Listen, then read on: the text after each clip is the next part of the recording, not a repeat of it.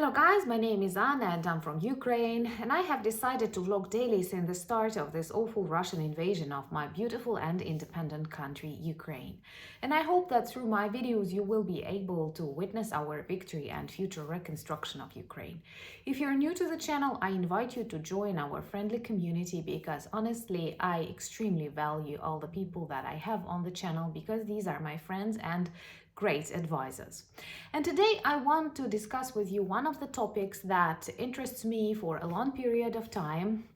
And even if I try to be objective, the answers to my question look similar. So my question, what is and why there is such a difference between Russian and Ukrainian soldiers? My typical morning routine begins with Facebook, Twitter, Instagram. By the way, you can follow me on all of this social media and the link is in the description of this video. But I wake myself up reading the news, updating myself, and very often I come across videos that describe the life of Ukrainian soldiers in trenches. Honestly, the very concept of trench is terrifying for me because people have to live in the ground, literally. It's not normal, it's not physiological. It's really bad when winter and it's really bad when summer, and anytime you can be killed because trenches are typically built on the very front lines. But I am always fascinated that many of these trenches look very beautiful. Soldiers try to decorate them to make them look better. Sometimes they even grow plants or flowers next to them. And they bring various things that make this awful pits look much better than they are. And when you look at Russian trenches or places where Russian soldiers stayed for a couple of days, they really support the idea that they are orcs. So I try to sum up and speak about these differences that exist between Russian and Ukrainian soldiers from my Ukrainian perspective. Of course, I'm subjective, but like every person is subjective. And I am very interested to know your opinion, so please leave in the comments your vision of this difference, if this difference exists, but of course it does, because the very core thing is that Ukrainian soldiers defend their motherland. We are on our territory, protecting our borders, our future, and our vision of life. And Russian soldiers are alien here. They are foreigners, enemies who came to invade something that does not belong to them. They were not invited. They have no rights. They go against all international rules about all the standards according to which the world was living peacefully for a certain period of time. So this core difference is that Ukrainians are protecting their motherland, and what Russians are doing here, I don't know. And that's why I feel totally okay when I learn about the numbers of Russian soldiers killed in Ukraine. Because we are not an angry nation. What are they doing here? If they were not on the territory of Ukraine, they would have continued living their life. So perhaps they should be smarter and not join the Russian armed forces and not follow the orders of Putin, or they risk to be dead. Because as Zaluzhny, our general, says, the Russian territories in Ukraine are 2 meters above the ground. And I share that opinion. So first of all, this core difference is, what are we fighting for? In our case, this is freedom, independence, and motherland. In case with Russia, I don't even have this question. The revival of Soviet Union, do they really want it? The continuation of Putin's regime and him as a president, do they really want it? What can it give to Russian population and Russian soldiers? It is a secret for me, honestly. I'm not being sarcastic here. Then, all the Ukrainian soldiers are supported by Ukrainian society, by our volunteers, by families. They are respected and they are honored in our society, and it's obvious why. And families are proud of their sons, husbands, wives, daughters who are at front lines. And in Russia, many families don't even know that their children or their relatives are killing Ukrainians. They don't have contacts, they don't have this like contact points, they don't have hotlines, or like typical communist behavior, like you will know when needed. Then our Ukrainian armed forces and volunteers are supported by state. We have a lot of our allies all around the world. I'm very grateful to your countries, to your governments, and to your personal efforts to support Ukrainian armed forces. So they get support from state and from volunteers and from people all over the world. And in general, they are not bad supplied. If you look at the uniform, it's modern, it's more or less comfortable. People are buying better shoes, boots, their food is perfect. They even have dried borscht, and our volunteers know how to bring them some products to very hot zones. A special attention must be paid to medical kits that they have, because people from all over the world collect necessary medications that can stop blood quickly or help save lives, because that's vital on front lines and in hot zones. And even Ukrainian soldiers say they feel really sorry for Russian soldiers when they look at their medical kits, because they are dated back to the times of Soviet Union, and many of the medications are not working because they expired like decades ago. For example, they have this rubber stuff to stop blood, to stop bleeding, and they are dry. So when they try to put it on a limb, it breaks. This is how Russia treats lives of its own soldiers and its own like future, if Russia has future. That's what it is. Also, even food they eat, like in huge 3-liter bowls, borscht that was dated 1980 or something. Honestly, Ukrainian soldiers found lots of such things everywhere. So they are not having comfortable uniform. Many of their models date back once again to Soviet times, and this means very bad boots, very bad socks, very bad underwear, not adjusted to the conditions, and without any innovations that really happened during this last 50 years. You can compare your sneakers to the boots like we had, or your grandparents had.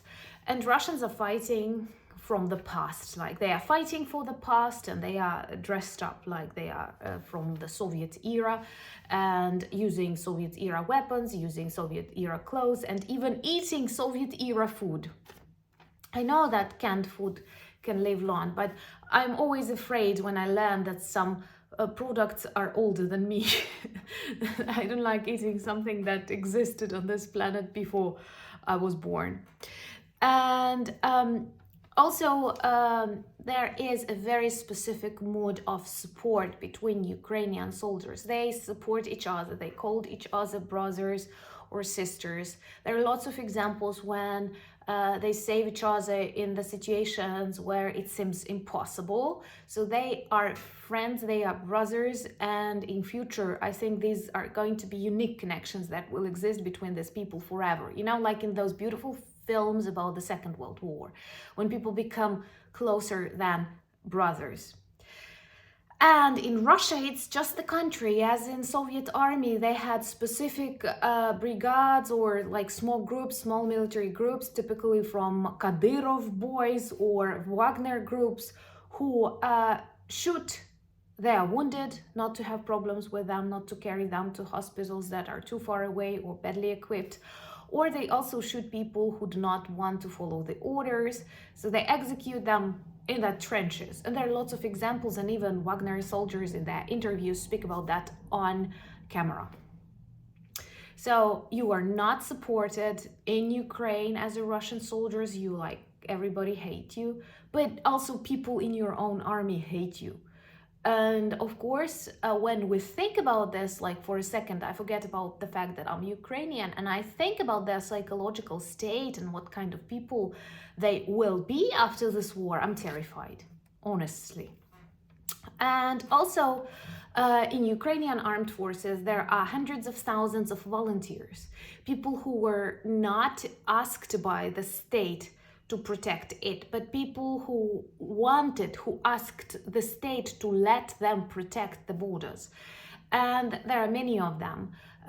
Many of them don't have perfect health or not in the best age to be soldiers, but that was their choice.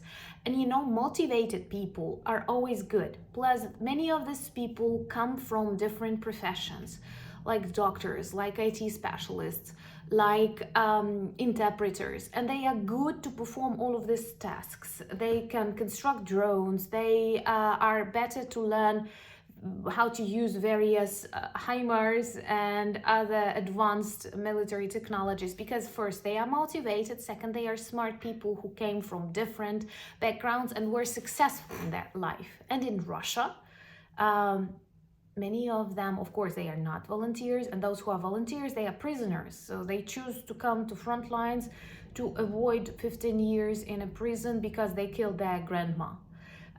And this is not a joke. This is the real face of many of Russian soldiers, especially those in Wagner Group.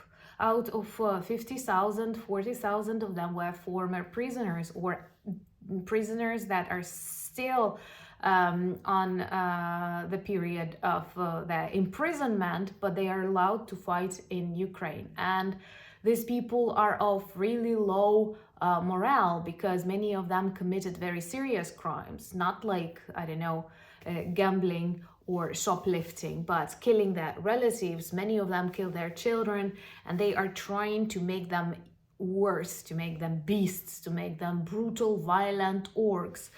And that is an ordinary Russian soldier. Many of those who were mobilized come from really depressive regions where they did not have access to normal education, to normal work, to normal school. And I also feel like very tragic for these people. Imagine what their life was. They were born when Putin was a president, and they died still when Putin is a president. And they died for what? For Putin to be president the next 10 years or something. And they died not knowing what normal life is, because sneakers and t-shirts in ordinary Ukrainian flats surprised them so much that they lost speech and start sending it as trophies, as something, as treasures back to Russia. Think about that. This is a huge national tragedy, what modern Russia is. And also, if the soldier dies on this war in Ukraine, he is a hero. And he is treated as a hero because he sacrificed his life for the future and independence of our country and of Europe and of the world. Because I honestly believe this is a war for normality in the world and for the strength of future Europe. So people kneel when they see these heroes returning back home in coffins. Their names are given to schools. Their families carry their stories. The last hours of their life are typically known, and they become legends, maybe local legends, but they are very important people. They are our heroes. We are proud and very grateful to them. And Russian soldiers who die on the front lines in Ukraine are typically buried as unknown dogs without names written on their graves, and many of their families will never know what happened to them. Very few return back home, and will they be treated as heroes? Never, because they are not heroes. And I don't know what are they doing and what is the purpose of their deaths, because I don't want beautiful Ukrainian soils to be fertilized with Russian orcs. Honestly, I just don't want anything Russian on the territory of Ukraine. Another big difference is among Ukrainian soldiers, you will encounter women. And that is important because you will agree it's always good when a woman is around. And I think that females that are good fighters, snipers, commanders of tanks, and many, many other important real military professions they perform. By the way, women are better snipers than men. They add values, they add normality to Ukrainian armed forces. I haven't heard of any scandalous cases, and this is a feature characteristic to many modern armies. And from the articles that I've read, the presence of women in army, not just like on accountant or managing positions, but like in the real army, typically makes army more human and gives more respect to it. Also, many of Ukrainian soldiers saw, spoke, touched, hugged, or made a photo with Zelensky, because Zelensky often visits them, talks to them, gives them medal. He is a real person for them. Maybe they even quarreled with him or told him something they don't like, because Zelensky is real and our soldiers are real, and they, speak to each other because the commander-in-chief is supposed to inspire his army. And in Russia, I think no soldiers saw Putin in reality, because he is hiding in a bunker, and Shoigu, Minister of Defense, is hiding in a bunker, and only some beasts like Prigozhin spend some time with the soldiers, but rarely. Then, when I think about the future, after we win this war, but some of Russian soldiers will survive, Ukrainian soldiers will return back to their homes, where they are loved. They will be treated as heroes, their stories will be fixed in books, in newspapers. They will be able to return back to work knowing that they've saved the future of that country.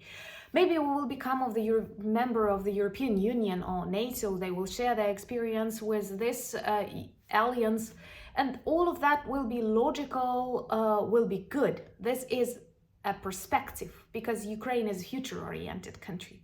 And what will happen to Russian soldiers that will return back to their depressive villages? What stories will they tell? How they raped Ukrainian children, or how they followed the orders they did not like, then they are losers and cowards. What is the story of the future in Russia and Russian soldiers? Or will they return back home as awful beasts that got used to torturing people, executing people, killing people, and then they will start repeating that in their own villages and houses and so on?